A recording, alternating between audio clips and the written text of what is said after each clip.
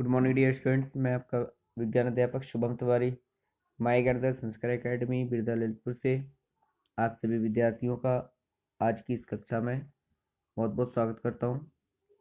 विद्यार्थियों, आज की इस कक्षा को प्रारंभ करने से पूर्व मैं आप सभी को बताना चाहता हूं कि कल की जो हमारी क्लास थी जिसमें हम ऊर्जा रूपांतरण के बारे में अध्ययन कर रहे थे, आज उसी टॉपिक को आगे बढ़ाते हुए हम कुछ और ऊर्जा के रूपांतरण के बारे में जानेंगे। इसके बाद ऊर्जा का ह्रास और ऊर्जा के ह्रास को हम कैसे कम कर सकते हैं, इसके बारे में आज इस वीडियो क्लास के माध्यम से अध्ययन करेंगे। जो भी विद्यार्थी अभी तक इस कक्षा में जुड़े हुए हैं, आज की इस कक्षा में उन सभी का बहुत बहुत स्वागत है। जुड़ने के लिए और अध्ययन को बनाए रखने के लिए आप सभी का बहुत बहुत धन्यवाद। विद्यार्थियों, बात करते हैं ऊर्जा रूपांतरण में एक बार फिर पुनः हम विद्युत ऊर्जा का रूपांतरण। विद्यार्थियों, आप सभी लोग जानते हैं विद्युत ऊर्जा यानी इलेक्ट्रिसिटी एनर्जी। तो विद्युत ऊर्जा का उपयोग हम अपने दैनिक जीवन में प्रकाशीय ऊर्जा के रूप में, ऊष्मीय ऊर्जा के रूप में, रासायनिक ऊर्जा के रूप में और यांत्रिक ऊर्जा के रूप में करते हैं। अब विद्युत ऊर्जा का इन ऊर्जाओं में परिवर्तित होना एक विशेष प्रकार के उपकरणों और विशेष प्रकार की उनकी बनावट के आधार पर होता है, जैसे पंखा, ग्राइंडर, विद्युत मोटर आदि ऐसे विद्युत के उपकरण हैं कि इन उपकरणों से यह विद्युत ऊर्जा यांत्रिक ऊर्जा में परिवर्तित की जाती है। हीटर हुआ, विद्युत की केतली हुई, विद्युत ऊर्जा को उसमें ऊर्जा में परिवर्तित करती है। आपने देखा होगा हीटर जब हम यूज करते हैं तो हीटर में लगी हुई स्प्रिंग तप्त हो जाती हैं, गर्म हो जाती हैं, और गर्म होने का मतलब क्या है, उनमें ऊष्मा का संचालन होना। तो विद्युत ऊर्जा से ऊष्मीय ऊर्जा बनी। बल्ब, ट्यूबलाइट आदि है जो कि विद्युत ऊर्जा को प्रकाश ऊर्जा में परिवर्तित कर देते हैं। इसका विद्युत अपघट्ट के विद्युत अपघटन में विद्युत ऊर्जा परिवर्तित रासायनिक ऊर्जा में होती है। इन आपकी भट्टी में आपने देखा होगा। तो विद्युत अपघट्ट के विद्युत अपघटन में विद्युत ऊर्जा का परिवर्तन रासायनिक ऊर्जा में हो जाता है। तो ऐसे ये विशेष उपकरण है जिसका उपयोग हम इस ऊर्जा का रूपांतरण के लिए करते हैं। अब आइए रासायनिक ऊर्जा का रूपांतरण।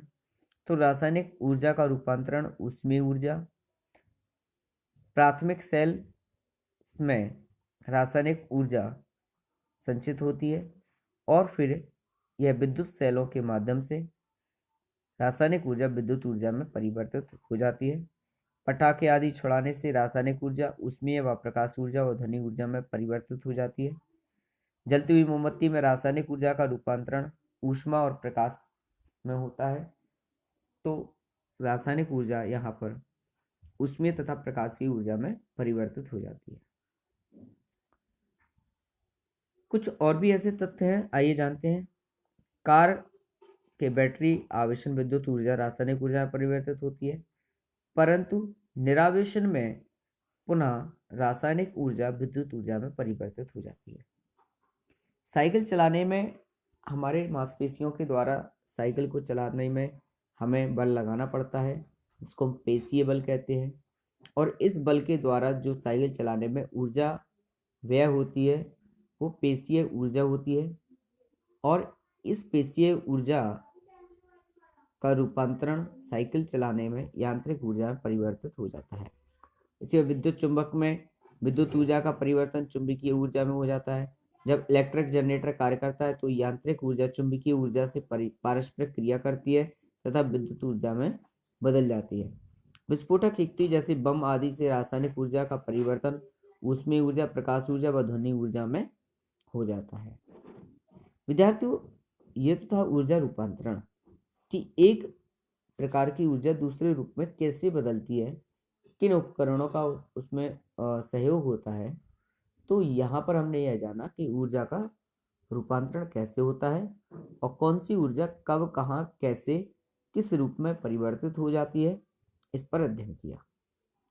अब आज एक नया टॉपिक है ऊर्जा का ह्रास। ह्रास का अर्थ है कमी, नुकसान। विद्यार्थियों, ऊर्जा का ह्रास कब और कहाँ होता है? देखिए, कभी जब कभी भी किसी भी वस्तु या किसी भी चीज की कमी होती है तो वो उसकी खपत के कारण होती है। जैसे घर में अगर मान लीजिए कुछ चीनी रखी हुई है और उस चीनी की खपत अधिक होगी तो उस चीनी की जो मात्रा है वो बहुत जल्दी खत्म हो जाती है।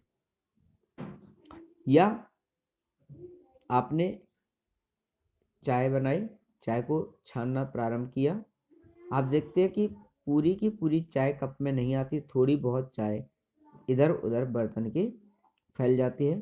क्या वह अब आपकी उपयोगी है? चाय नहीं होती है। तो विद्यार्थियों, यही कारण है कि ऊर्जा में ह्रास होता है। क्यों? क्योंकि जब ऊर्जा एक रूप से अपने दूसरे रूप में परिवर्तित होती है तो वह पूर्ण रूप से परिवर्तित नहीं हो पाती है। उसमें कुछ भाग उसका इस रूप में बदल जाता है कि जिसका उस समय पर कोई भी उपयोग नहीं होता है। तो यही ऊर्जा का उपयोग उस समय पर ना होना ऊर्जा में ह्रास कहलाता है। जैसे हमने विद्युत बल्ब को जलाया, किसके लिए? कि ताकि प्रकाश हो। लेकिन आप देखते हैं कि विद्युत बल्ब से प्रकाशीय ऊर्जा उत्पन्न तो होती है, परंतु साथ ही साथ अगर आप महसूस करें कुछ समय के पश्चात बल्ब गर्म हो जाता है।